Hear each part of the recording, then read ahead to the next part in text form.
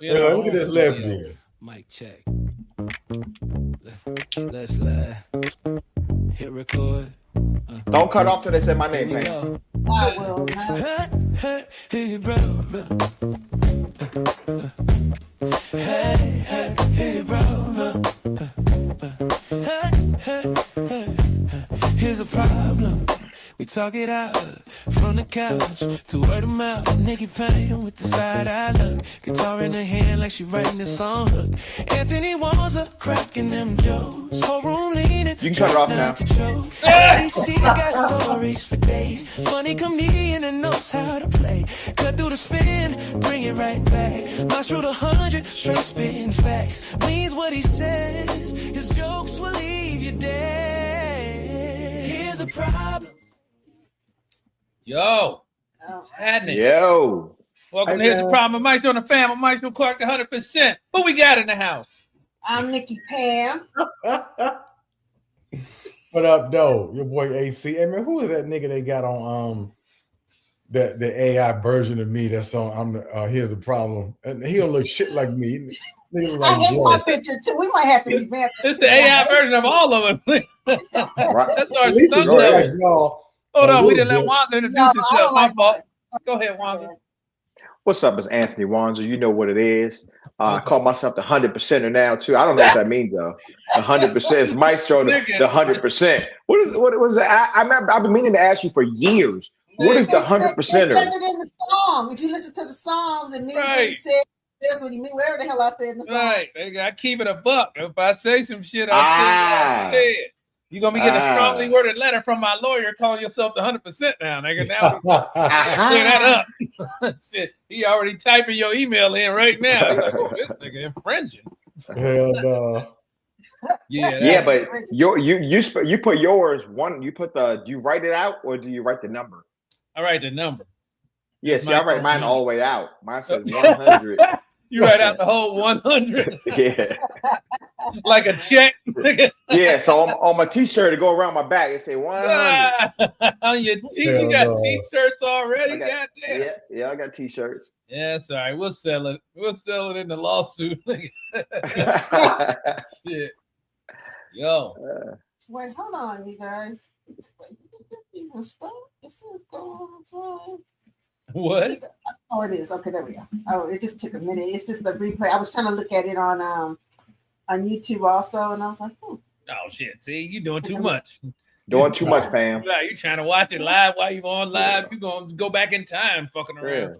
Yeah. That's why you got fired from your last job. Doing too much. Doing too much. Trying to cook and take orders at the same time. You working the register and the fry. Right. Yeah. What you want? Right. Gonna burn yourself. That's funny. Y'all stupid. Tell about the show. For those who didn't know, we was live and direct in Vegas over the weekend with my man AC. He put us on his back, come through and shut it down at Jimmy Kimmel's. Appreciate you, my brother. Oh, dog, man. I appreciate y'all for coming through, man. We did our damn thing. Whole show was fire. Yeah. No, you guys did a fantastic job. It was all right. Pam was up in the dressing room taking all our snacks. She was ripping off all the snacks. We was like, damn. She still got shit. Yeah, and when I since I hosted, I opened the show. That's what that means. You had to get that in. Oh my God! You know what I'm saying? Ain't never been nowhere. Since I was specifically chosen to host, when I right out of 100,000 people, they chose Wanzer. We gotta get so Pam was in the audience recording, right? So right. What is that noise? It sounds like feedback. No, it's probably Alexa.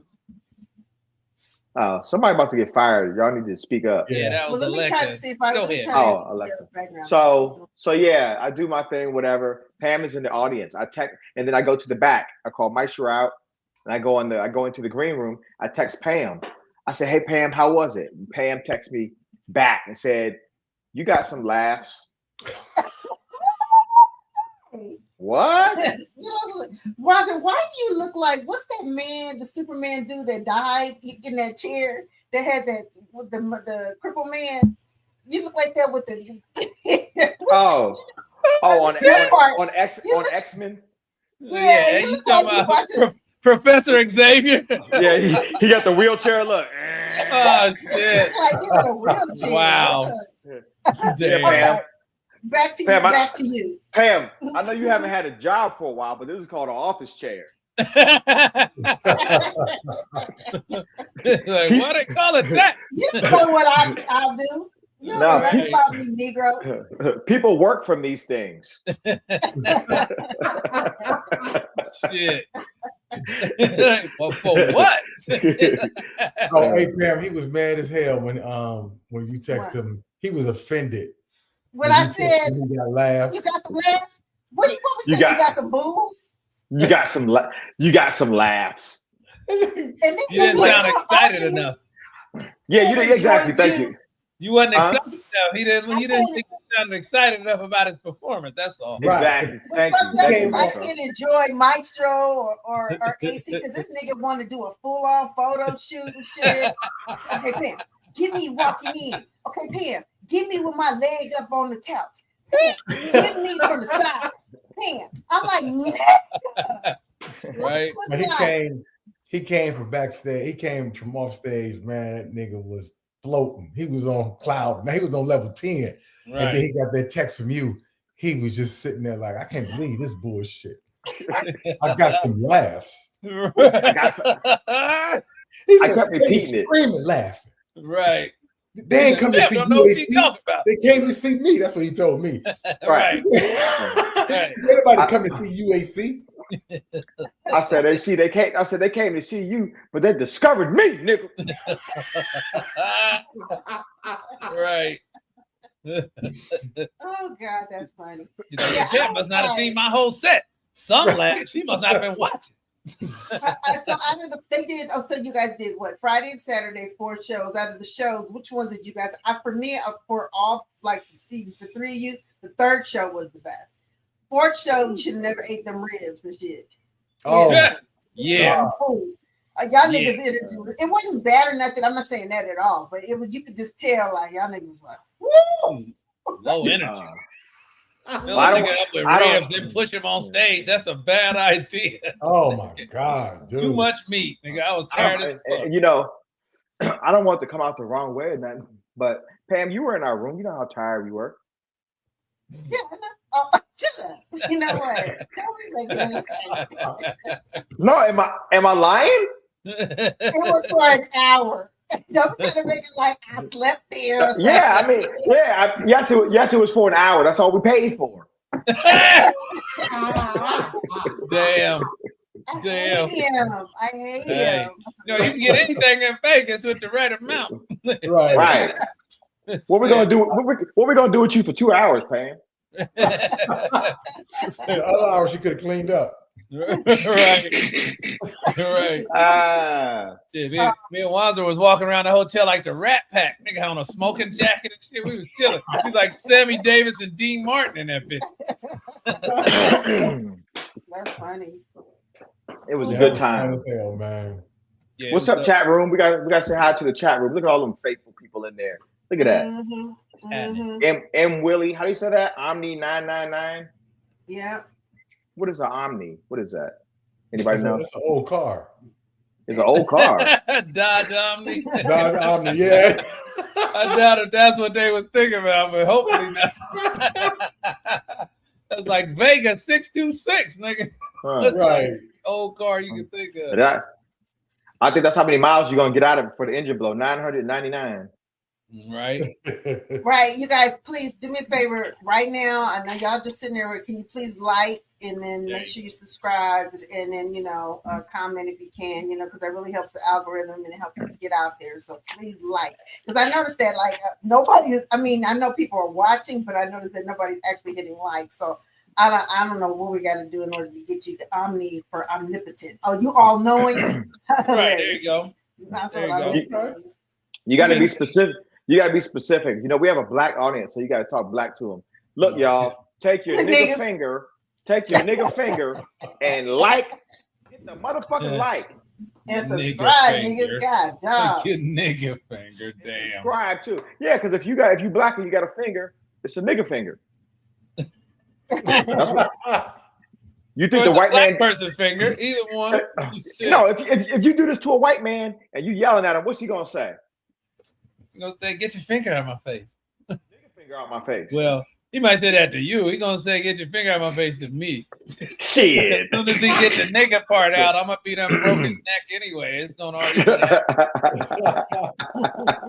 Serious. I'm gonna tell you guys. So me being, I was like the unofficial row manager watching these guys. So I will say this. Right. Okay, everybody was really funny. I will give you guys that. But let me say, everybody definitely has their own personality. AC, that motherfucker is crazy. Like AC is so motherfucking offensive. I was like. It's hard to offend me. I've been around a comedian. When I used to call myself comedian adjacent for since 2012, right? And this nigga had me going, oh! And then I was actually clutching my pearls, but you funny as fuck. I ain't gonna lie. And appreciate it. Maestro. Nigga said appreciate it. Right. But it's funny. I mean, Maestro, I was like telling Hope, I said, this nigga has so much material. All 4 shows, he was just like grabbing stuff. She was like, yeah, he was probably trying to just figure out what he wants to use. I said, because you're not constantly as much like maybe AC or anything. But this nigga is like, what did I call you? Vintage? Was that the word I used for you? Was it? Yeah. Did you say vintage No. You said Renaissance. Classic. Yeah. Renaissance. Yeah. Yeah, classic. Yeah. And then nostalgic. That's what you call it. No, that's what I said. Nostalgic. Yeah, that's what I said. Yeah. That sounds worse. Nigga. Yeah. I don't like that. I like Renaissance better. That's because Maestro is like, remember baby blankets? The ones that grandma used to make? Baby blankets. Everybody's like, oh. But we get what you mean. Yeah. Take them back down memory lane for the real niggas, for the OGs. Shit, we know. Like people in our age group, we love people can really grasp onto the remember when stuff, Oh, hell yeah. Young niggas don't know about that. And Juan's the Lord Jesus have mercy. No, he's offensive. He was offensive. Yeah, I don't know. You guys aren't, but you both are offensive, but it's 2 different types. You know what I mean? Juan's just nasty. No, I'm gonna take it. Juan's just nasty. Just nasty. Like your grandma said, boy, you nasty. Abortions. And I'm like, yeah, no. But you guys, all 3 of you guys did a fantastic job. I was proud. Thank you. Yeah, thank you, Pam. Yeah, it was a good show. It was a nice mix. What they said, what my man said about the line. Oh Lord, have mercy. Right. Tell him, Wanzer. Tell him. The white man came up to me after the show and said, "Wow, this was the best lineup I've seen here in years." And I said, "Really?" Then I called Kim Whitley because she was there recently, and I was like, "Hey, Kim." Kim. Called everybody that was on the wall from the last 3 weeks and told them. They said, "Y'all wasn't shit. I'm here." Don't call Linnell, niggas. I sent Linnell a message. I was like, "Hey, Linnell, I'm just telling you what the white man said. I ain't got nothing to do with it." And I don't got Dave Chappelle's number, but I emailed him too. I was like, "Hey, dog, that's what the white man said to me." Damn. And he did say he said who was the opener, who was the closer, whatever he said to that effect. Yeah, but you know what? I was like, he would have found out after 12 minutes. So I'd have ran out. Right. He would understand why, one of these 2 is a headliner because they got more stuff. If somebody's good for a little bit, that's cool. But if they're not at a certain level, they're gonna run out of material. Right. So if you're not sure if they're a headliner, let that motherfucker talk for 10 minutes and you'll find out. In the business, nigga, we call that having a hot 7. You got a hot 7. That's it. Yeah. Right. Fire for 7 minutes, then it's time to go. I can do a good 10 minutes and then I gotta call another nigga out. Right. Call for backup. And you can tell the comedians out of material when they start going. When they say their last joke and then they go, "Yeah, it's crazy." Yep. Mm-hmm. Yep. Anybody got kids? If somebody say anybody got kids, it's a wrap.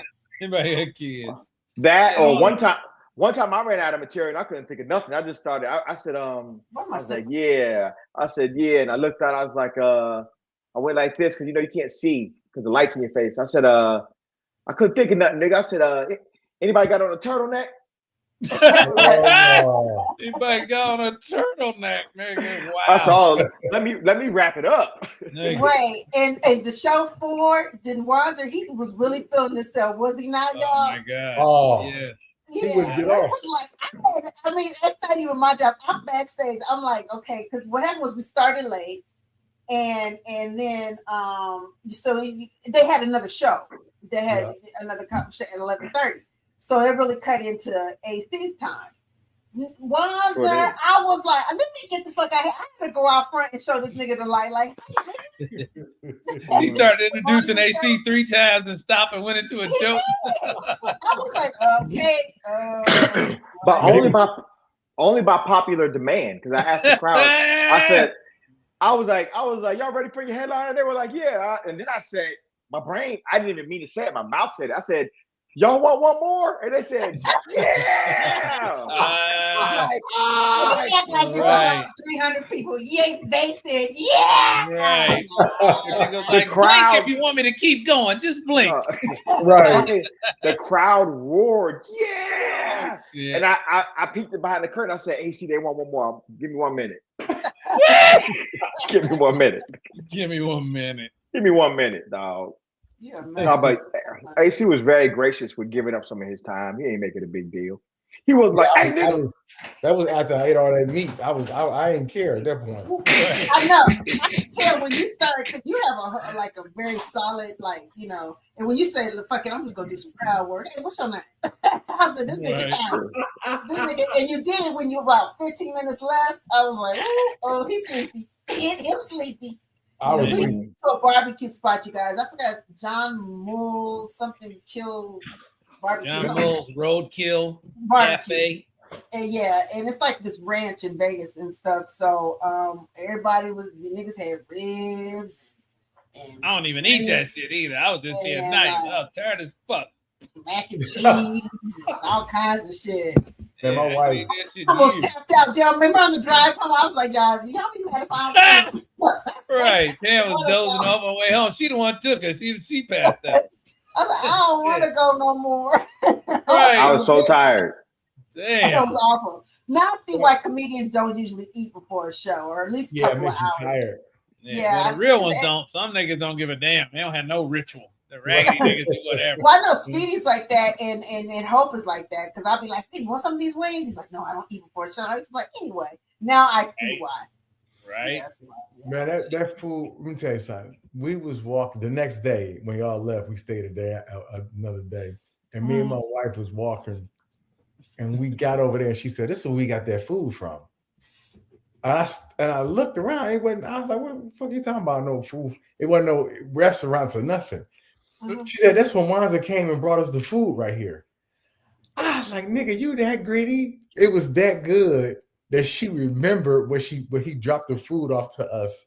Damn. So it became a pinpoint. Huh? Right. It became a pinpoint. Yeah, it became a pinpoint. She's like, this is where we got our food from. Y'all took a picture at that spot. Yeah. That shit was good though. I mean, Damn. I wish I wouldn't have eaten it before the show, but that shit was good. Hey. Yeah. And then you was mad because, okay, let me just tell you, when I saw you put beans, and then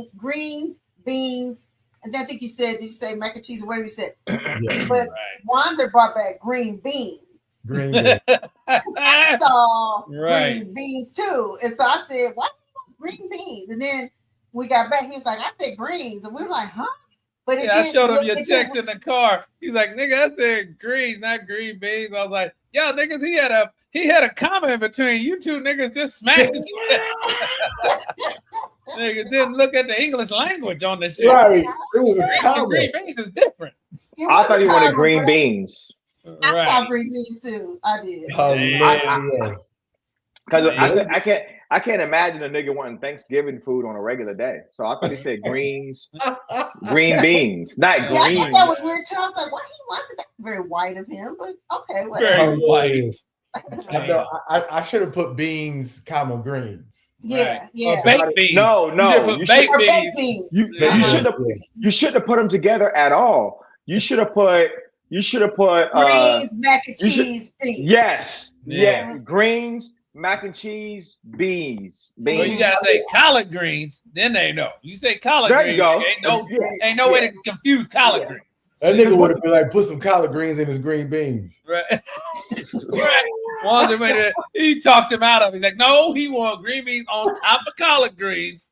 Pretty sure that nigga was explicit about having green collard beans. Yeah, AC had a weird request. Yeah, it was like whatever. But anyway, okay, so I know we can't be here all night. So did you guys see that Clive Davis died, right? I don't know if you guys saw that. I don't know if you know. Yeah, I did see that. He was like 95 or some shit. Yeah, so I mean, we all know that Black folks' biggest memory of Clive, even though he did have a lot to do with the industry and bringing a lot of people like Aretha Franklin and whoever, Whitney. So we know that when Whitney passed away at that Beverly Hills hotel, she was upstairs and he continued to have the Grammy party downstairs with her dead body still upstairs, right? And Ray J, remember her and Ray J were standing in the room, so Black people remember this, right? Well, hang on, Pam. Hang on, Pam. Oh, you didn't know this, Maestro? But no, I mean, I knew that she was died upstairs in the tub, but they don't know what time. Ain't like he was gonna stop the whole party. It wasn't his hotel. No. I mean, he could have canceled that Grammy party. But Pam, you're forgetting something very important that everybody. I'm sure most people know about it, but if you don't, you can go look it up. Brandy was doing an interview with Clive down in the lobby, wherever they were in the hotel. Yes, Whitney that was earlier. I know, but it was the same day. Yeah, same day for sure. Brandy's doing an interview, a live interview with Clive. Whitney Houston walks into the interview, hands Brandy a note, and whispers in her ear. And Brandy takes a note, and she's nervous. She's like, what? And she puts it in her pocket. So Whitney walks into a live interview. She always a little bit looks at it and then kind of you could tell she's flustered because she's like, "What is happening?" And then, okay, go ahead. So that clearly had something to do with what was about to go down. What was on the note?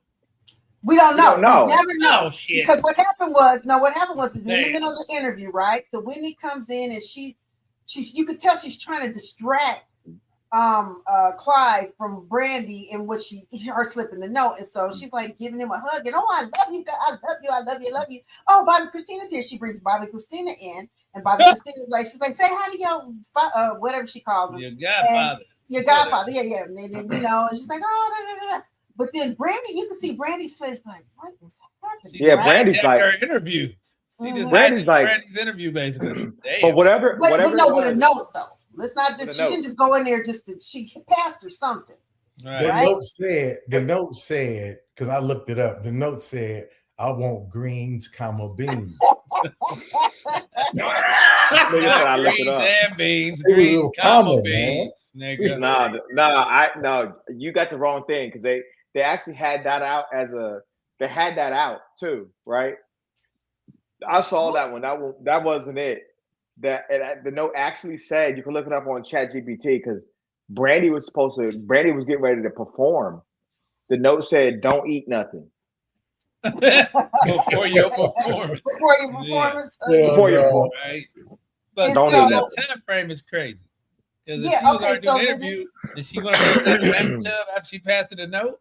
Is that what the timeline is supposed to be? Okay, so she passes the note, whatever. Okay, so then I guess they're getting ready for the Grammy after party, which is every year Clive has done this party for forever, right? And so Whitney passes away, body's still up there. It all trickles downstairs, and Clive is like, we still don't have a party. Whitney would want us to.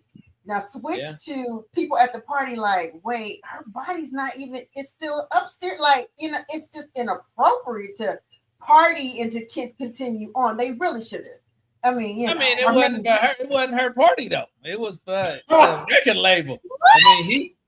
It wasn't like Anyway. you in a hotel. Ain't like you in his house and your wife dead upstairs. I mean, somebody died in a hotel up there and somebody say, so-and-so dead upstairs. Cancel the party then. Shit, nigga, I don't own the hotel. I don't know if that's true or not. The hotel wasn't given. It was a Clive call. That's my thing. Okay, so right. switch but he didn't go up there and check. It could have been a lot. Shaka Khan gets interviewed on, oh God, was it Pierce Morgan's show? And she did a couple other shows. And he asked her about the interviewers asked her about the night, and she said that she was pissed off. It was inappropriate. Whitney wouldn't have wanted that party to go on. And you could just tell, she said she left because she just was. I mean, here's the thing. If you like, my homegirl is upstairs dead, you think I'm still gonna go party? Who does that? Yeah, Who you're free does to that? leave if it's your people. But everybody in that party, it was a Grammy party, was somehow connected to Whitney at some point. You know what I'm saying? So, but she went upstairs and OD. That was on her. That ain't on. That ain't. We don't know that. We don't know that because they're saying allegedly. Oh shoot! One thing came out. Go ahead. If you upstairs in the bathtub, you fall asleep and drown. That ain't. So you. But here's highly unordinary. Yeah. So here's the thing. We've all known crackheads in our life, okay? And we know two things about crackheads. Either they live forever, and all the good people die from breast cancer. Right. The school teachers, the postal workers, the ones that kids in college, the kids about to go to college, they die. They die from cancer or something. The crackheads been sucking dick since 1987. Right. And they're still alive. Indestructible. Crackheads don't die in the bathtub. Right. Crackheads don't die in the bathtub. Crackheads die. They get hit on bicycles. They fall downstairs and break their necks. They get some bad stuff. They get some bad stuff, and then they die that way too. That can happen too. They be found at a bus stop, OD'd at the bus stop. Crackheads don't die clean in a bathtub with bubbles. Well, heroin addicts die in the bathtub because that's different. Crackheads don't usually die like in the bathtub. Heroin addicts die in the bathtub. That's as a paramedic, nigga. That's real. Because heroin slow you down, so them motherfuckers just drift off and be passing out anywhere. But yeah, I don't know what she was taking or nothing. But if I'm throwing a big ass party and I done rented out the hotel, somebody come in hour after the party started, go so and so died upstairs. I'm like, well, where the police at? I ain't going up there to check. Like, we'll see. But I'm like, party's over. I heard somebody dead upstairs. Shit. I was like, nigga, I already done paid for this cake and this motherfucking ice sculpture. We doing this. Okay, so let me just no. It depends on who it is, though. Inappropriate. If there was a Grammy party where Whitney is supposed to perform, and all her cohorts, everybody that she messes with, Shaka Khan, Stevie Wonder, everybody who was in her life is downstairs at the party. You find out your home girl. Okay, let's put it this way: we're in Vegas. One of you niggas died. Right. So I find out you upstairs. Let's kill AC in the story. I'm sorry, Pam, but let's be specific. I don't want God just picking one of us. Let's say AC dies. Okay, go ahead. Right. Oh my God. And so we supposed to just continue on. Like no, we there for a show that he in, and he just started the show. Then you can't do the show if he dead. But she was performing at a Grammy party, not a Whitney Houston concert. That's different. The party was the party for the Grammys. Everybody, she wasn't even nominated. She was just performing at the party. So that's the difference. So let me that was a perfect choice. So this is what my point in that whole thing was talking about Clive Davis and his reputation. Now, let's I'm gonna play something. Michael Jackson. No, I'm going to play TLC when they held him up. Remember when I don't know if you guys heard the story. TLC they held him up. Yes, gunpoint. They went up at gunpoint. They robbed Clive Davis. Yes, they know what happened was they they had said they were out on tour and they made like $75 million. Oh, whatever they was mad about their money. I'd heard. And they got 50 grand each or something like that. And so they went and they were like, no, we not. They tried to go Ice Cube and go in the office and scare his ass with their little ass. Right. Sure did. Not even try. They really did do it. So who had the gun? I wonder though. Was it Left Eye? I think they said Left. It was all Left Eye's idea. Shocking. I think they said that. Which is hilarious to me. You know. Why didn't Clive have him locked up? Because he knew he was wrong, and at the end of the day, that's the music business. It's like a mafia thing. That's what they do. Yeah, you know what I'm saying. It's not like, you know. Yeah, it ain't like acting. Music, motherfuckers, grimy. Them, you can start a record label in your basement, nigga. You ain't starting a movie studio, so it's a little it's grimy. But Michael Jackson to say you evil. Yeah, Michael said it. Michael Jackson. He said he was evil. Oh, evil. Yeah, he said he's an evil person and he's the devil. He said that was about Tommy Mottola. But he said it about him too. He didn't mess with him because initially. Yeah, because initially he was on their label and then he switched to Sony. Yeah, Sony. Yeah, he ended up on Sony, and then Tommy Mottola did what he did too. I'm like, boy, these people are just awful people. They really are. They just can't. Now about the party. Look, if you have a party, right? I can understand if it depends on who died to stop the party. I can understand if it was Milli Vanilli, if one of them would have died, you know. Not Milli Vanilli. Keep the party going. Right. Vanilla Ice. Whitney freaking Houston. Yeah.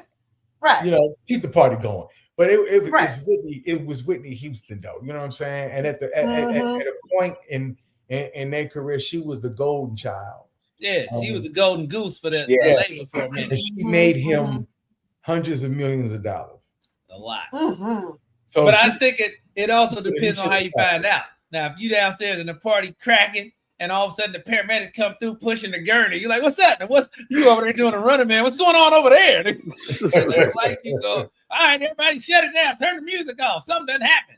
I mean, it depends on who told him, how he told him. You know, it ain't a confirmed fact or somebody. I think something happened upstairs to Whitney. You probably thinking, oh, she's sick again. I mean, he knew she was taking drugs. I'm sure it was no secret to him. But he probably didn't think she was dead. He probably thought it was another event. He probably set her up. That's but what though? He was still making money. I'm building a case right now. No, okay. But they make more money on more death than you do with being alive. So my thing is once. I think got some records one last time. Shit. I think along AC's lines of thinking, it depends on who died and your level of fame of when you died. Yeah. When you died. So if they were having that Grammy party and they were like, and it flashed up on one of the TVs that like Rebe Jackson died. Not Rebe. Y'all killing out Rebe. Yeah. She had a song. Right, Rebe cool. Centipede was a motherfucker. Yeah. She came and did it on Soul Train when I was there. That's my girl. Shout out to Rebe. Yeah. She did. With her cute ass. So if Rebe died in the middle of a Grammy party, the only person who might go home is Maestro because he danced with her. You're right. I'm gonna be sitting in the corner drinking champagne with the whole bottle, nigga, pouring shit out for Rebe. Fuck y'all. This party ain't right. Y'all should shut this down. Bring me another bottle though. Y'all ain't got no respect for Rebe. Right. Bring some finger food over this bitch. I'm grieving, motherfuckers. What is this, salmon? No. This is salmon? Okay. Yeah. Where the tuna plate?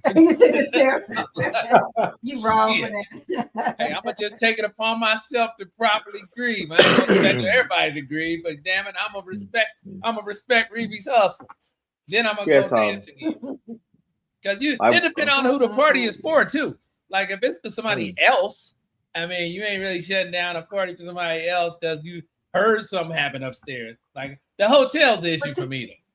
That's the thing. But you guys are making it about the party. It is not about the party. It's about you said they should have stopped the whole party though. So it is about I mean, I'm saying that I'm building a case here. Oh, okay. Go ahead, You got Whitney, you got Whitney upstairs dead, and he continues with the party, right?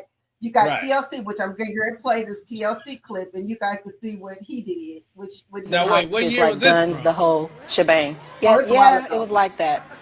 Because, wait a minute. I want to make sure we understand. Yes. Guns? Yes, guns. With bullets? With bullets. Come on, give me the story, I'm going to tell baby. you because TLC had generated on Crazy Sexy Cool $75 million, and they gave us $50,000 a piece. So I was like, what the hell? So, of course, Lisa was the ringleader. Like, we need to go get our money. I need to know where my MF and money's at. So, you know, she was locked up in the diversion center for burning down the house. And she was just like, okay, we're going to get LaFace and them girls I was locked up with. We're going to drive up there. We're going to take the guns. And then we had this limo driver. Wait, she just got out of jail? Yes. Okay. And we had the limo driver. And he was the getaway car. So we went up there and held everybody hostage. And Puffy was the one that snitched us out. Yo, B, yo, your girl's up here mad bugging, yo.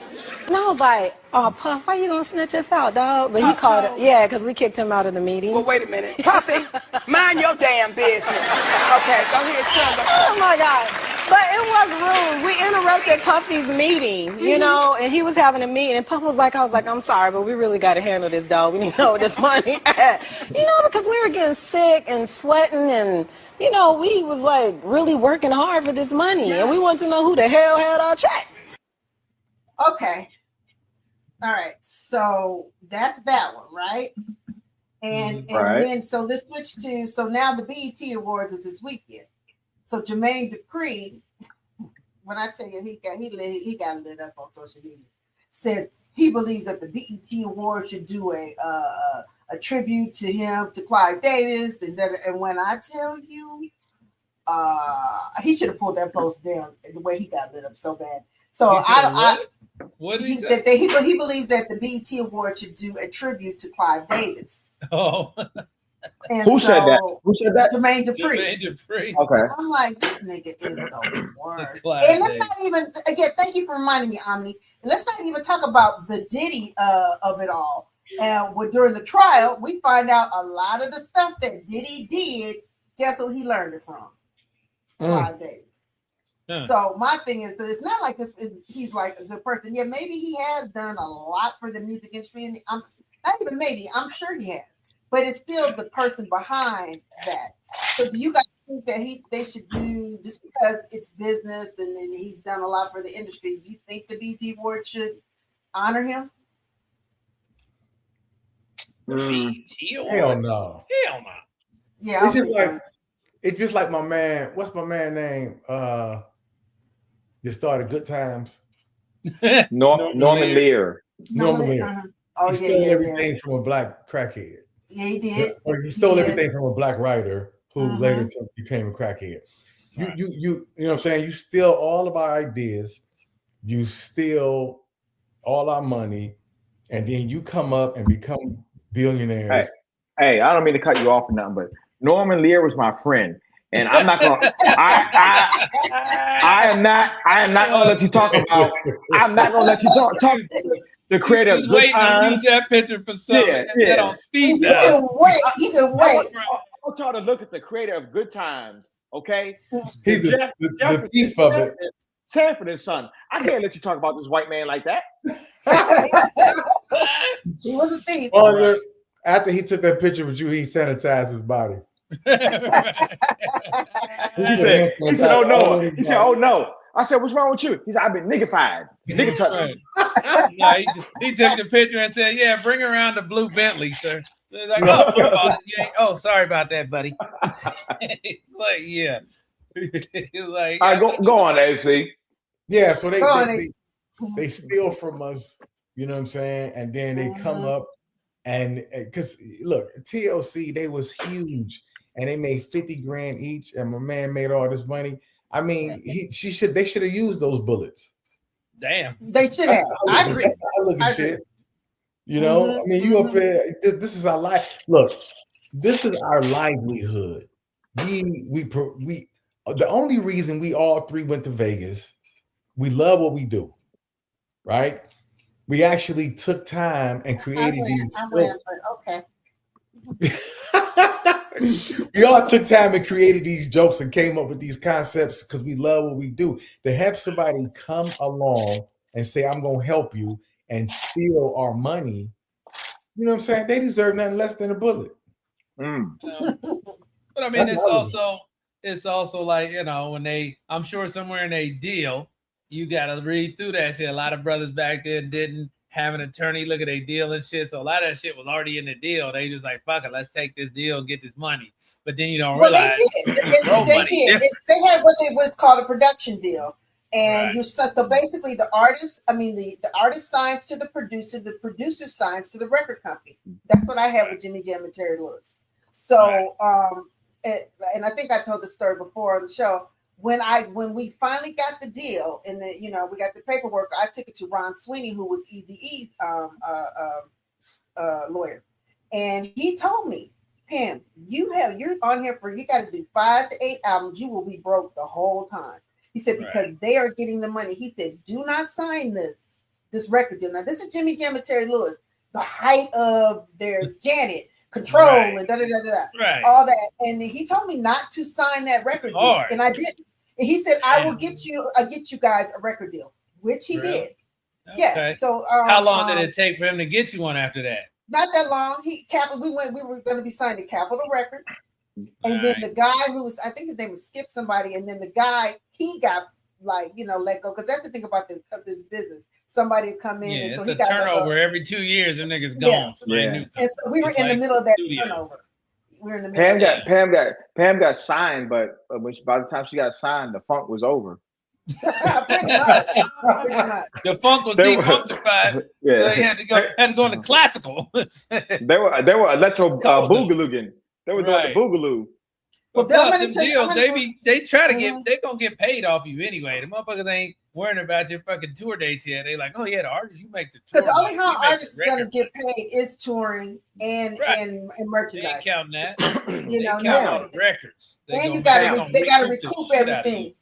They gonna recoup, but that's how they get young niggas too. If somebody dangle $100 grand in front of them and nigga ain't got nothing, you're like, hell yeah, let me get that deal. That ain't a big deal for them. That's a big deal for somebody that's in the hood broke. You like $100 grand, but yeah, nigga, that $100 grand is for your whole album. For all the, don't go buy a new car, don't buy no new shit, and then you gonna have 50,000 less for the album, and you gonna spend 25, and they gonna recoup 190. So niggas end up in the hole from the start. They just don't realize it because they go buy a chain and a whip, then they ride around the hood for a couple weeks telling everybody they got a deal, but now they ain't even started the album yet. Now the producer gonna give you his bill. That nigga done took 70% of your budget. Yeah, it's cold. It's cold, man. I say, Wanzer, before you do that, let me just play this. It's only 28 seconds of what Jermaine Dupri said, and when I tell you that, the nigga never said this shit. I'm talking about a guy that was the guy that other guys wanted to be. I pray that this weekend, the BET Awards, they go back in and y'all do something special for Clive Davis, because Clive Davis really put black music in the forefront. He really did different than any other white executive that I've ever seen. You had to be going to Clive Davis parties to understand what I'm saying. We lost.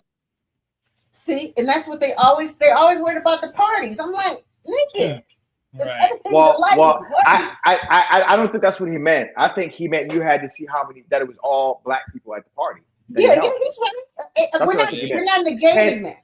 And although Clive fucked a lot of people over, that was the culture. That's what everyone did.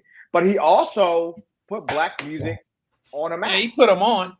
He put the singers on, like Whitney, Mariah on. He knew how to take a young little cute chick and blow her up. That was his specialty. Okay, and I didn't know this, but Phyllis Hyman. Do you guys remember Phyllis Hyman? You guys remember Phyllis Hyman? Yeah. She has been on many an interview saying how he threatened her. He tried to kill her career because she wouldn't do a song or something that he wanted her to do or want her career. She wanted her career to go a certain way, and look what happened to her. Right. I'm just saying. Let's see. That's the gangster shit. He paying for you to be in show business. He gonna tell you what songs to sing. They're label on you. I don't think I want to sing R&B. Like, nah, bitch, you singing the blues. I said anime. It's like cold blooded. And Pam, I don't think that was a racial thing. I think it was a culture thing, as far as the culture of the music industry. Because Berry Gordy, they all did it. Nobody did anybody right. Nobody. It was gangster.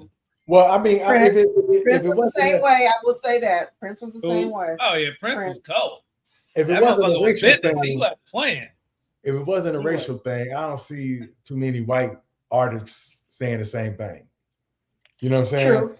It's not. He did bring in artists too. Listen, he wasn't just the black. He wasn't just a black artist, person. He brought in a lot of white people too, who are not complaining about their money. Let's keep that right. That's what I'm saying. Like, because it's a culture, it doesn't mean it's right. And I don't see a lot of white people complaining about their money. You know what I'm saying? Maybe niggas just like to complain. And then too, well, historically, they can't offer a nigga from the hood less because they know they can get away with it. The nigga from the hood trying to get out now.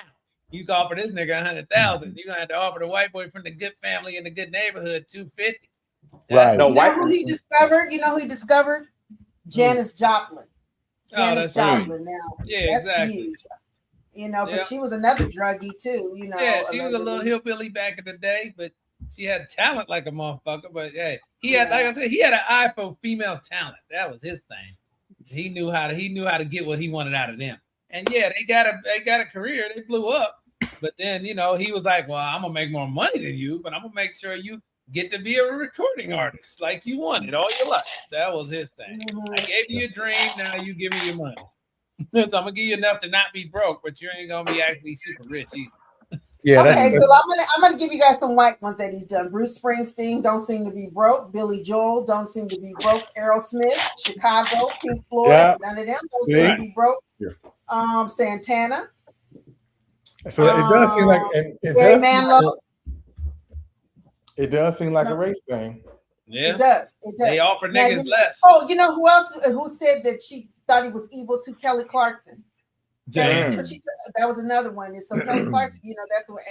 Because remember, after she won Idol, she had to sign, and I think her deal ended up being with Clive, and then she wanted out, and then she got her talk show. She started doing a whole bunch of other stuff. So, AC, I'm sorry. No, go ahead. I'm sorry, Pam. AC, you all right? Yeah, I'm good, man. Gotta go to the bathroom. Gotta go to the bathroom. He's walking around like them people that do live Facebook crime. He's walking around like running laps in the hallway. No, he's walking around like those people that do the live Facebook crimes. Like, I don't give a fuck no more. I don't care no more, y'all. I don't even give a fuck. He got a GoPro on his chest. Nigga putting on a helmet, like gloves and shit. AC's like this. They're gonna have to shoot me. Right. I ain't going out quiet. They go, oh shit. Right. I want to go downstairs. My son. I got a few more minutes. Then I got to take my son. Oh, that's right. Yeah, we got to hurry this up.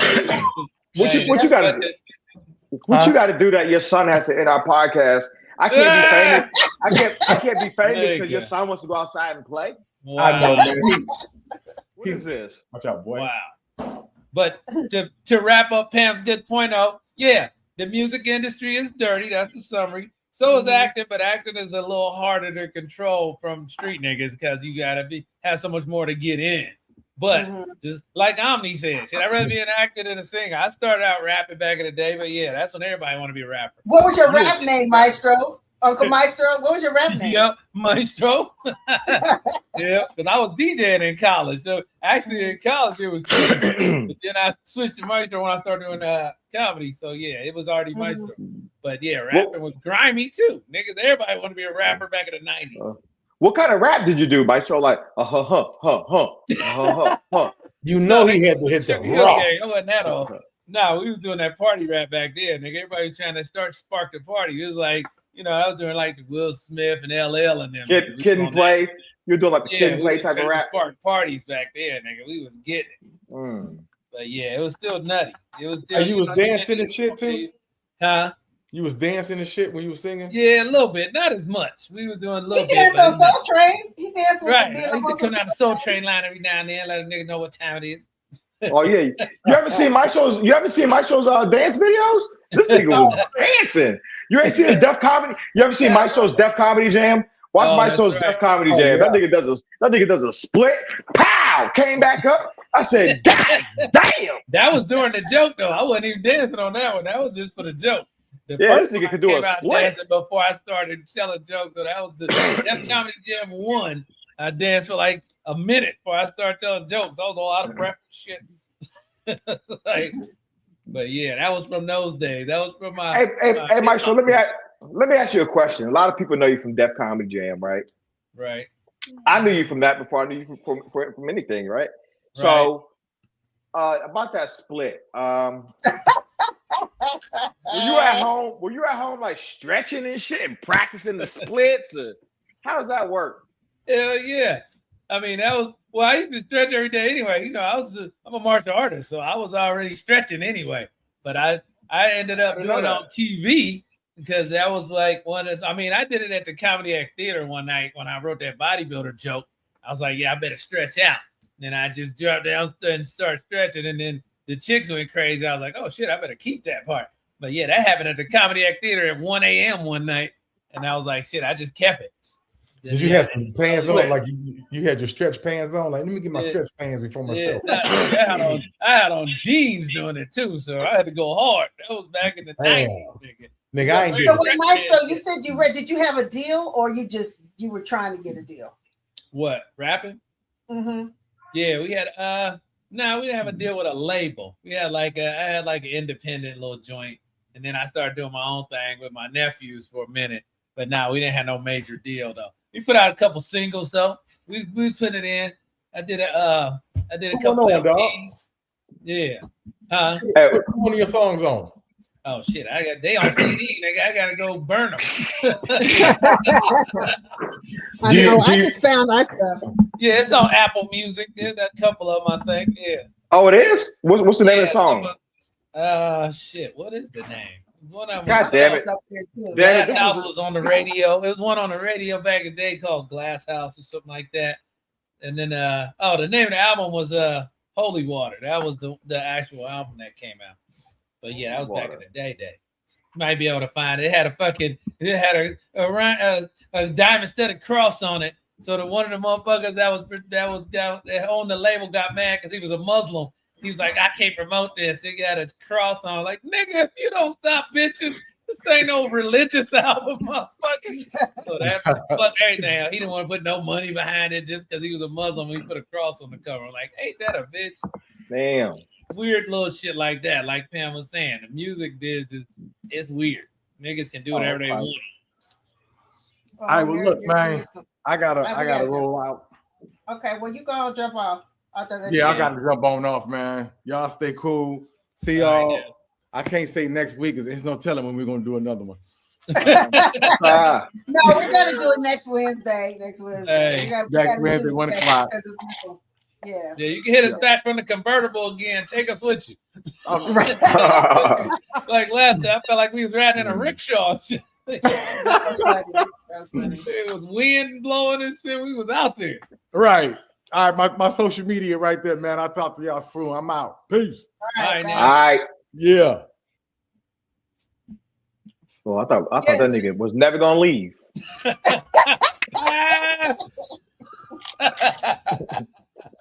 You are right. Finally. So we did close out. That we do. All of us do believe that the BET Awards should not give Clive Davis things. Nah. But one thing about us, we will start a subject and we will go all the way to something else and never get closure. We never solve the problem. Yeah, that's why I tried to summarize your last point. At least we got we put some closure on it. It's my job to make sure at least we close the circle. Don't just leave everything open. Because we good for leaving shit open. That's for right. Sure. I try to stay up on it so we can at least have an ending to it. But yeah, that the music business dirty. We summarized that. Clive Davis don't need no BET award. He get enough awards from white folks. So yeah, that's true. You know, we don't need to be putting a whole award on him. He all right. He made his money. He comfortable. He doing all right. Right. Even though he doing all right. I'm sure his funeral's huge. Shit. It's going to be. You know, it's going to be. They probably gonna have a parade for that nigga somewhere. Yeah, I'm sure he got the. Because they did it for Nipsey. They did it for Prince. Michael. They didn't have a parade because Prince. You know, they wherever the nigga, whatever town you from, niggas follow your casket through the street, like Biggie, all that shit. And they did that for Nipsey. DMX. They did for Nipsey. Yeah. Yeah, they had all the dirt crazy. bikes and 4-wheelers and shit. Oh, that's right. I did see that. Especially New York niggas, yeah. They'll rep for you when your casket come through. Them niggas in your hood in New York, they'll come out. Shit. That's the first time, like when I went to Nipsey's funeral, that was the first time I had ever seen, you know, or been a part of that whole thing, you know, that driving. I think he started out downtown and then they went through Compton and then they went through Watts and they came back up to Inglewood. And I mean, it was a whole thing, and the whole, I mean, I know it got a lot of coverage, you know. Yeah, which is, they don't do that a lot in LA either. That was different. He was they did that for like Martin Luther King and them. That was when that shit started. You know, I'd never heard of Nipsey until he died, right? Really? A lot of these people I never heard of until they die. Like these rappers get shot and they're like so and so died. They're like Juice WRLD. Like who the fuck is a Juice WRLD? You know, who the fuck is a Juice? Right. That's true. We had just interviewed Juice WRLD too a couple of months before he died too. Really? Yeah, we did. On what? On Jamie's? No, on Rollout. We had did the BET Awards, and so you know how they have the radio room, and he came through. I didn't even know, and then Nick was like, "Y'all got to get Juice WRLD." We was all like, "Okay," you know, who's that? You know, I know. It's crazy. But there's been several of them. Pop Smoke, I never heard of him until he got killed. I'm like, Pop Smoke, who? I was like, who? Right. And I've never heard of these guys until they get killed. You know, that just means you're old. That's all. No, I mean, it depends on who you listen to. All of them ain't super famous. They just famous in certain areas. They might be popping in one region. Yeah, they making money their area. Independent shit. That don't mean everybody know them. They might be balling them. I don't know all of them either. I try to listen to a lot of niggas, but yeah, some niggas I'm like, who? Yeah. That's how we gonna be on Sunday because I'm gonna watch the BET Awards and I'm not gonna know. I'm not gonna know about 70% of them people. Especially with streaming, some niggas making $1 million a year streaming their own shit. It's like selling out your trunk. Drewski's hosting to me is like a streamer is hosting. I mean, like or a comedian. I don't know what people call Drewski. What do you guys think? Is he a comedian? Is he a streamer? Is he? I mean, they call him a comedian, but there's different. There's different. Has he been in anything? I don't know. Different levels. Like social media. Yeah, and there's different areas in comedy. You got stand up. You got people that they're only funny in skits. Like if I do a skit, I might not be funny in the skit, but I'm funny on the stage. Somebody might be comedy actors, then you got funny on comedians. Right. Yeah, like I'm cool on you got different medians now where niggas that funny can funny, but everybody that's funny can't stand up. Yesterday I did my first skit ever. I've never done a skit. So yesterday I did a skit with I did a skit with Earthquake. Where at? Tell us about it. Give us the skit is just about that negative person that always has something negative going on. You try to stay away from them. You see him coming, you already know they're gonna be sad. You know what I mean? Here comes this nigga right here. It was that kind of thing. And so I'm the negative dude. So it's like Quake and a couple other people. Quake and a couple other people like chilling or whatever, and I walk up and they're like, "Oh," they see me coming, like, "Oh, here comes this nigga," and I'm like, "Hey guys," they're like, "Hey, what's going on?" Nothing. My mama died, that kind of shit. But it was cool. It's cool. So I'm not sure when it's coming out, but it'll be out. So is it gonna be out on social media? Is it gonna be out on social media, or how is he gonna release it? You know what? I didn't even ask any details. They called me and asked me to do the skit, and I was like, "All right, cool." I wasn't like, where is it at? How much am I getting paid? Nigga, I better get my money. What's the skit about? Before I even knew what it was about, just because it was Quake, I was like, okay, I'll do it. You are one of his favorites, obviously. You and Willis, or what's his name? Him? Yeah, Willis.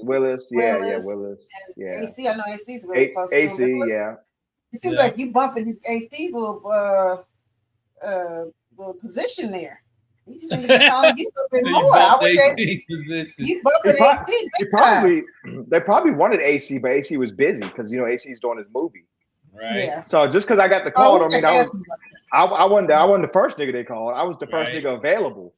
Hey, that works. You don't know that. You don't know that. You're just saying that. I mean, Because, I don't know, I mean, but I'm just. Hey, it don't matter. Shit, if you get the gig, don't matter how many people they call before you. You don't want to get paid. That's how a lot of motherfuckers got movies that they wouldn't have been in otherwise. Yeah. But Quake said the character is funny, and you can always bring that character back because the nigga always got problems, right? Right. So Quake said, "Oh, no, we gonna keep this character, nigga. I'll make you famous. You gonna be famous all over the world, nigga. All over the world." It sounds just like him. Yeah. You ain't gonna be able to go nowhere. All niggas know who you are, Anthony. I said, "Oh, that sounds good to me, Quake. Let's do it, dog." Yeah, man, that's how it starts. Okay, so so I'm looking at the Drewski. I went back to Drewski, and so I was seeing that and Willie said he's a comedic actor. Okay, so I said, but what has he been in? So I looked it up. No, he gets a lot of commercials, I think, right now. Yeah, he's got some commercials. Like they said, he's the host, but he's got a Webby Award. A-list collaboration. He's done a lot of A-list collaborations with people, like music videos and stuff like that. But I'm like, okay, is he in a movie? I mean, is he any like a stand-up? I just find it. I'm glad. I'm happy he's hosting because even the little skits that he's done for the promos are hilarious. I'm not hating on Drewski at all. His skits are funny. They're fucking hilarious. I think he's funny. Yeah, he got some talent. He definitely got some talent, but I'm like, where's he going to go with it? Is he trying to act? Is he trying to? He's kind of got a look that's going to be hard to. If a nigga being funny and somebody offers you some money, you trying to act. But you're gonna be like, here's the thing, though. You don't necessarily have to aspire to more than what you're doing because you're saying, well, what's he gonna do with it? He's already doing it. People doing skits are making more than people doing movies. Yeah, they are funny. And sitcoms and all that. Just you're right because these they are Kai's the Knots and all these people making way more money than a lot of people on TV. And Drewski's already acting. You like films and television. All this stuff has gone in a direction where everything's going to be mini. People don't want to see whole movies. They want to get their quick hit, scroll, scroll, and that's what maybe he's giving them. Maybe he's a pioneer of setting that new standard. I mean, of that new way of, you know what I'm saying? Because like you're right. Because at first, when you're a comedian, you stand up. Oh, the thing was, I want to get my own sitcom. That was the goal. Now they're not doing that no more. Hell, those sitcoms is losing money. That's why they cancel so many. You know what I mean? A lot of sitcoms, the talk shows are losing. Oh, I want to actor. I want a talk show. All that stuff is losing money. So now I guess they are trying to do it a different way. I'm not mad at it. Whatever's cheap, they like it. I mean, it's cheap to let somebody else develop the concept online and fuck around with it. Then when it blow up, they can just come in and buy it and say, "Here, come do that over here." That's pretty much it. I'm not mad at him. I am not mad at him. And like Michael said, it costs nothing to shoot something with a cell phone. So here you are, CBS spending millions of dollars on a TV show, and a motherfucker with his cell phone outnumbered you and outviewed you. Right. Exactly. So would you rather be the actor on a TV show who's away from his family? You're gone all the fucking time. You're shooting. You're lonely. You fucking prostitute. Because never mind. Take that part back. I can't delete that ain't automatic, nigga. Yeah, that's I've been on the show, but that part ain't necessarily part of it. That part slipped out. I didn't even mean to say that. Right. But I'm just saying the person with their cell phone shooting in their house, shooting wherever the fuck they want to shoot at a cost of $0 and making more money. Would you rather be that person or the person working 12, 14-hour days on a television show and just getting fucking peanuts? Yeah. I don't know about peanuts. If you on an actual show, you ain't getting peanuts, but you are working a longer schedule. Like our tape days sometimes be 14-hour days. But then on, read through day, you might come for 3 hours, read the script, and then go home. So it just depends on what type of show. That's like sitcoms. I was doing mostly sitcoms, but 1 hour show, it's like shooting a movie every week. You're gonna be there 12, 13 hours a day every day. Like maybe 6 days a week. You have so many lines you have to learn. Well, I mean, it's not really. If you really think about it, if you look at the music industry and the television industry, okay, when I was way back when we were doing records, You would lay down a track, and then here comes computers, and then you don't need to play anymore. Now, then you don't need a record deal. You could put the stuff out on social media if you got the followers. And then it seems like TV is changing that way also. You know what I'm saying? From the streamers are basically, taking it, and what's going to happen is these companies are going to get pissed off. What the hell's that? These companies are going to get pissed off, and they're going to start trying to figure out how to intrude on these people making this money, like they're doing. They're already doing it. Yeah, they already did that. Are they doing it with TV? Yeah, well, that's what streaming did. It disrupted the networks. So now they jumped in on streaming. That's why they trying to buy the streaming networks and all that shit. That's why this Paramount deal is so fucked up. Because now Paramount going on Warner Brothers shit and they shit. So you basically smashing 3 studios into one big ass studio. That's crazy. That's a lot of content. Crazy. But Netflix fucked them up. Them Netflix bigfooted them niggas. So now they're like, oh shit, we didn't know they could do that. They started as a little mail you a video type nigga, and you send it back in a week. Now they the whole studio. That's how the game turned. They was like, fuck. That's like when cassette tapes turned into CDs that turned into digital. All of a sudden, niggas got caught sleeping. That's what the record industry did that. So same shit. All I know is when Drewski, when I knew he was brilliant is when I seen when he did that the video of what's her name, Richard Jigger's wife that got killed with the white girl. When he did that white what we call white face skit, I was like, this is brilliant. Yeah, and we know it's not really cell phones. Yeah, we know that it's not really cell phones. Yeah, he said his kids are real productions now. Yeah, his shit we know that. He can hire a crew now. He got real money. So yeah, but he started out. He had to start out a certain way. He was doing it on his own at first, but now the nigga can hire a real crew. I mean, you get better as you get better. Oh yeah, Charlie Kirk's wife. Yeah. Thank you so much. Yeah, when he did that shit was hilarious, and she was so shook. She was like, "I'm gonna sue him." But like he never said your name. He never said your name. He never did. But see, that's how weak they are. They talk all that shit, but then as soon as you clap back at them, motherfuckers, they want to sue you. They mad. They want to punish you. That's that corny little racist bullshit. They talk that tough keyboard pimp shit till you show up at their front door, then they nervous. It's corny. Like they was trying to put motherfuckers in jail just for saying fuck Charlie Kirk. Like motherfucker, that's freedom of speech. How you arrest a motherfucker for saying they didn't like his ass? He was talking that crazy shit. And you can say fuck George Floyd, and that's fine. Right. That's okay. It's okay. Fuck Trayvon Martin, and that's fine. But fuck Charlie Kirk. How could you? He had a wife. Right. He had a wife. He got kids at home. Like, okay. Martin Luther King had a wife. Right. George Floyd had kids too. Shit. Wow. So they like just because they got a wife don't mean you can't talk about them. Look at this. So Steve MP7BY says that church kid cost him $200K to make. God damn. Wow. But he probably was nothing for him. You know. Yeah, I believe it. I'm sure it wasn't out of his pocket either. I mean, I'm sure hey. But then again, he probably gonna make most of that back on just ads and shit anyway. So depends. It's worth it once you get into a certain level. Then your game go up. That's right. Right. I mean, you banking on getting it back. So yeah, man.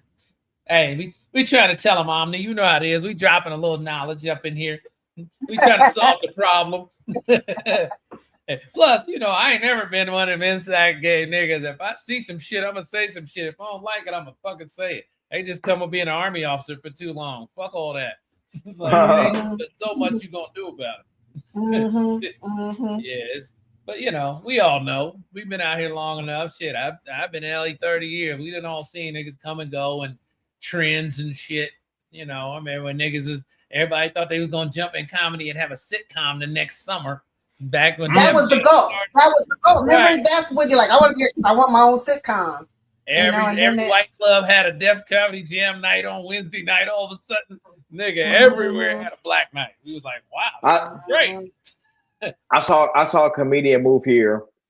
I won't say no names because the nigga might be watching. Nigga, if you watching, I ain't talking about you. It might sound like it.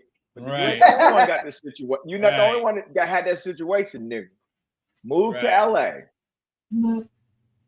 For some reason, I don't know who told him, probably in this hometown, they were like, "Nigga, you are funny. You the funniest Go to nigga LA. in Smallville. Go do your thing. Right. Go to LA. They are not ready for Right. you. What are you doing here? Go. Right. That nigga went. He got here. They're like, fuck this Shoney's, nigga. You wasting your talent cooking. Get up out of here. He said, ooh, rent's a little different than down south. Right. Right. He lasted about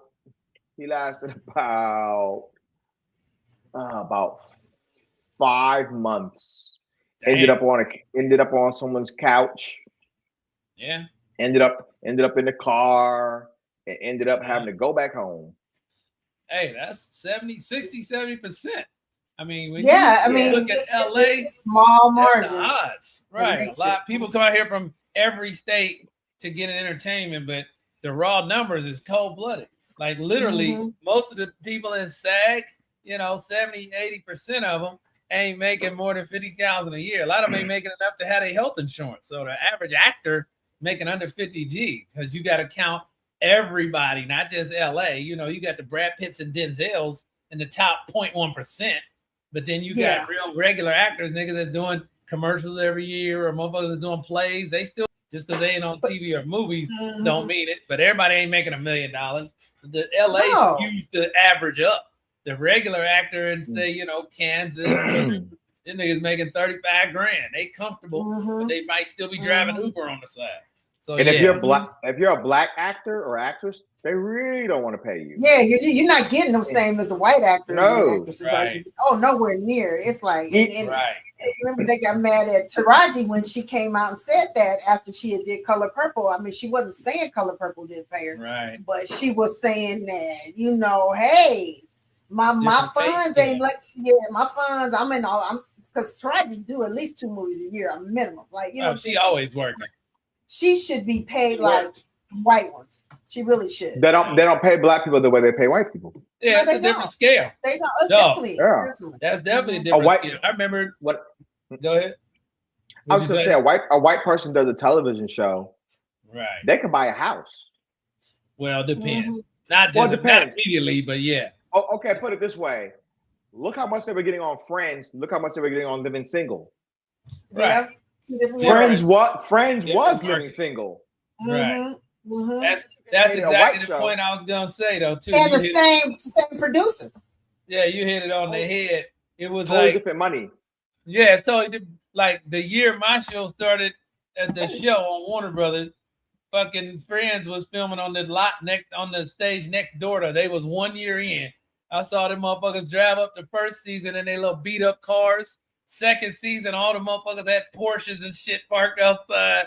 And so I saw it blow up. But then 5 years later, these niggas was getting $1 million episode because they was the #1 show. That's really all that matters. If you're in the top 10, that's when your money explodes. But my show didn't stay on long enough for that. But when I got my first studio deal, talent deal, that's what a motherfucker, my agent told me. I think this is because I got 3 in a row. But the second one, he was like, this is the biggest deal for a black comedian so far besides Bill Cosby. But he had a whole network deal with the Cosby Show. I was like, really? Because I didn't even believe it. I was like, the biggest deal for a black comedian. But he was like, yeah, we ain't saying, well, they ain't gave up this much money to a black comedian yet other than Bill Cosby. So I was like, oh, okay, cool. But yeah, it was just, they got a different scale. They're going to spend as much as they need to, but they ain't going to give you as much as they can. You got to work. Because if you look at certain people from these, like Cosby or Living Single or whatever, maybe Queen Latifah, because she went and did other things, but you don't really know what the other ones were, like their money's coming from, because the residual checks is a couple of cents. They don't get no real money. People think, just like you said, people think just because you're on TV, you made it and you rich. Not nowhere near. It's a lot of broke niggas that used to be on TV, especially 20 years ago.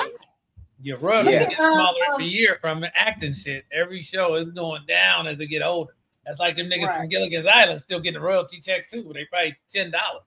So yeah, it ain't just because people know you from TV don't mean you got it made. Unless the show had your name on it, unless you Seinfeld on Seinfeld, or like if you Cosby, then you made it. But other niggas, if you didn't stay on for at least 3 seasons, you back to the drawing board, bro. And even if you were on 3 seasons, but it was on BET, it still don't matter.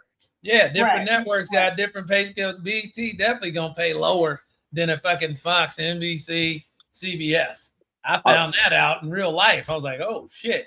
Even on my show, I found out because it was me and the white dude that was the stars of the show. But then I found out later on from my manager, they was paying the white dude like $2,000 a week more than me at first. So I was like, really? So I'm like, well, look at Faison Love. Look at Faison Love. I mean, everybody's like, oh, Big Perm, you know, because remember he went to jail for, I think it was child support and a failure to pay, and they're like, Big Perm ain't got no money. But the thing is, I remember when he would come on the other on Rollout and stuff, he would like take me and Tangy to eat and like, you know, and like spend all this money, and I'm like, yeah, like they made it seem like they said he makes a couple thousand a month, and then he was living in his car, and I'm like, and this was in Atlanta at that, and I'm like, what? Faison? I mean, Faison still get paid. He still be on the road and shit, but you know, niggas confuse comfortable with rich. You ain't got to be rich to be comfortable. That nigga still work. But yeah, it depends on what you spend your money on too. Some niggas, you know, he went to jail. He went to jail. Let me see if I can show you. He got. Yeah, I heard that, but that was for something. That wasn't for child support. I think that was for. No, it was. It says here from child support case after so he that claimed was the he made zero last year. The child support, he wasn't showing up. You know, when you go to court for child support, though, you know, you want to say you living in your car. He's not going to be. He's going to sound as be bad. Hiding their money from child support. They don't want to look rich. That's on purpose. He wants. He wants the world to say, "Oh shit, he's living in his car. Oh, he don't got no money." Right. Yeah. That's what they said. They said that he claimed that he made zero income last year. That's exactly how much. For the past 5 years, he only made 13,000. But his child support. Pocket watching the brother, but maybe he did. But I know the nigga be working. I give him that. Yeah, that's what I was like. He wouldn't say. I only made $15.82 last year, Your Majesty. I mean, Your Honor. Well, they said his back child support was $250,000. Right. Because they going off the whole check. They going, oh, in 2021, you made this one. You did 3 movies. Like, yeah, nigga, and then 2025 did no movies. So the shit balances out. It ain't like you made that same amount every year unless you. That's what regular jobs do. You can count on that stuff. But you know, when you're what you gonna get. True. But you know, when you're in child support court, if you have a good lawyer, your good lawyer should say, my client's living in his car. Right. My client hasn't made a dime. My client hasn't made a dime this year. Right. He hasn't done a movie and da da da da da. Right. That's exactly what you want your lawyer to say. Because if my lawyer don't say that, as soon as they make the judgment, whatever, I'm gonna choke them and say, "Why the fuck ain't you say I was homeless?" Like I told you. Right. Well, plus that's like otherwise, if you got a real cold broad, she's gonna take you back every time you do a movie and try to raise your child support. Like, oh, he just did a movie, so your shit gonna just keep going up every year you do something.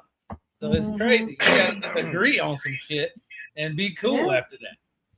But yeah, I got a bunch of partners paying child support that they like. Got headaches about shit. My brothers, nephews, I know a lot of niggas paying child support, but you having a slow year, they don't automatically lower that shit. They're like, oh well, nigga, sorry to hear that.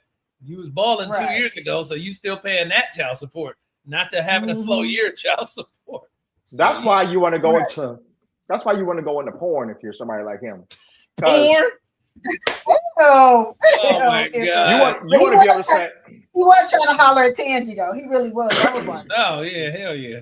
You want to be able to say. You want to be able to say in court, Your Honor, I don't do the same kind of movies I used to. I'm doing porn now. It ain't really paying like it used to. Right. You show up in court with your dick out, like, Your Honor, I'm doing the best I can do. I said, OnlyFans messed up the game, Your Honor. Right. That's it. You let in too many amateurs, shit change. That's how every game get disrupted. It's a good side and a bad side. Some niggas got swallowed up and some niggas got paid. That's it. Just like minor league baseball, nigga. Once they brought niggas into the majors, the Negro League shut down. So it's always a good and a bad to the change. But yeah. It's all right. That was some good topics for the day. We went through a lot of blackness. We let niggas know the real deal on the industry. They can chew on that for a minute. Right. Yeah, that was a lot of so a couple of things. You guys, please make sure you like it and subscribe, and please leave a comment after the show.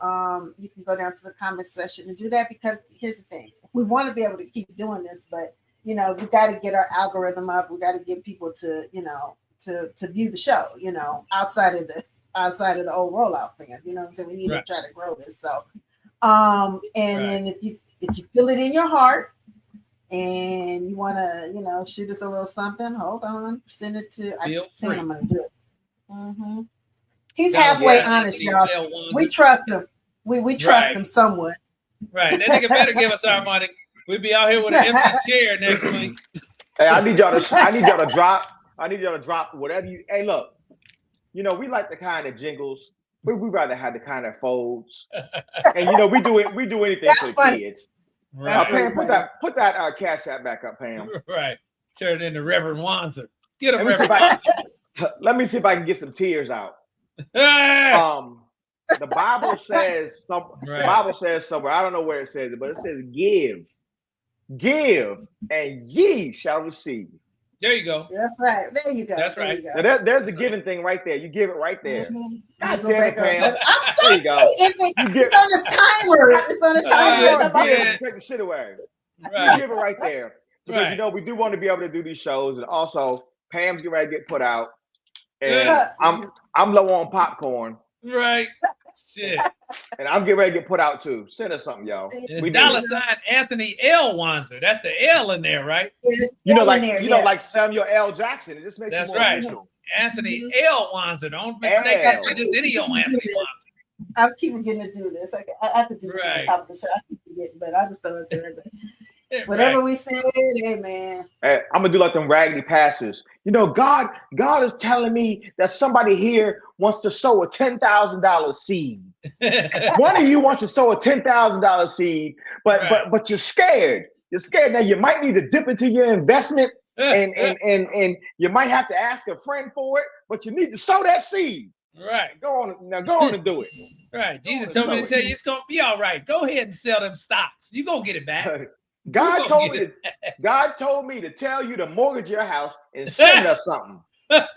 Damn. I don't know about all that, but yeah. Just a little bit. Just a little bit. You know, half a tank of gas. We cool with that. Half a tank. Yeah, you know. Still want you to get to work. If you find it in your heart. Right. If it's in your heart. It's in your heart. You know. But anyway, so all right, it's a great show. You will see us next week, you guys. For sure. Probably on Wednesday. You know.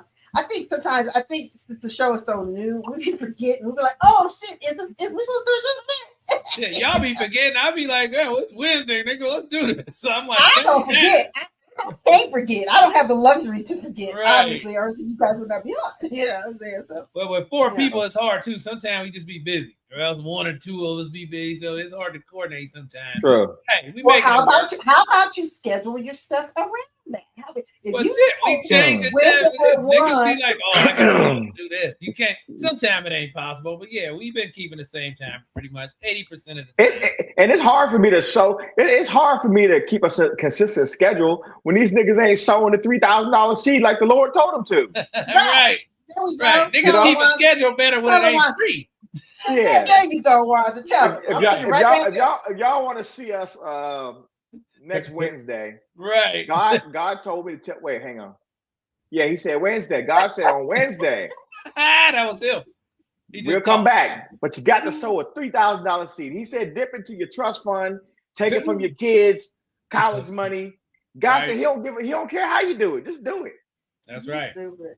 Don't block your blessings. Shit. I didn't say I would never don't block your blessings. I like that. that. I wouldn't ask you to do something like that. Don't block your blessings. No problem trying to bless you. Don't block your blessings. Shit. Don't block your blessings. I love y'all, but I have to get my food together. I have to get ready for Love Island from 6 to 7. Don't fuck with me. I am booked till mid-July. Damn. 6 to 7. Do they be fucking on there or just talk about fucking?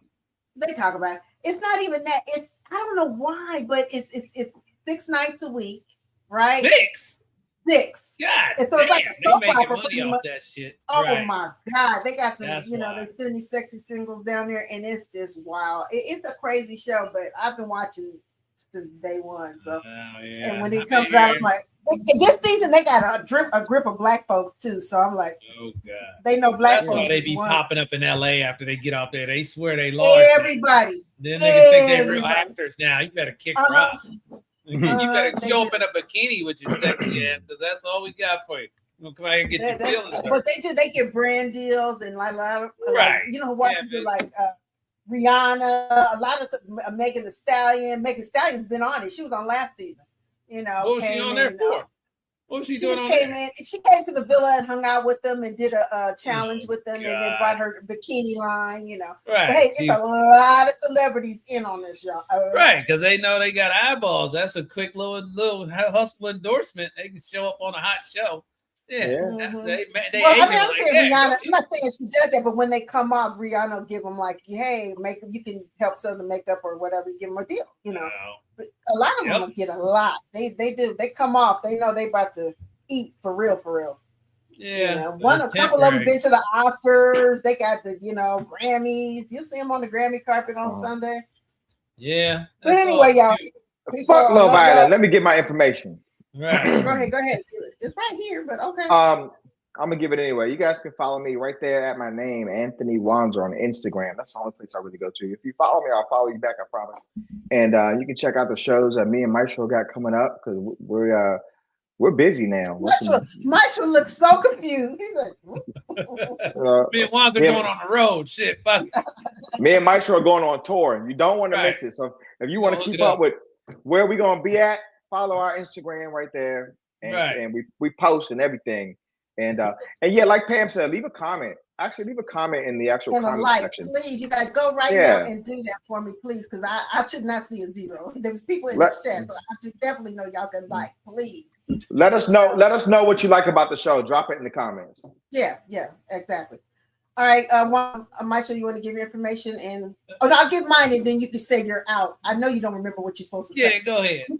Reach me at Nikki Pam on everything on all social media. I keep it consistent, and if you want, buy my book on Amazon. 10 Easy Steps to Starting a Podcast. And that's it. And we will see you next week at 1 on Wednesday. Yeah, that's cool. Unless something come up, then we might need to move. But other than that, we're gonna do our best to be there. We're gonna be there for you. But yeah, you can hit me up at Uncle Maestro 100 on Instagram or just mc100.org for the website.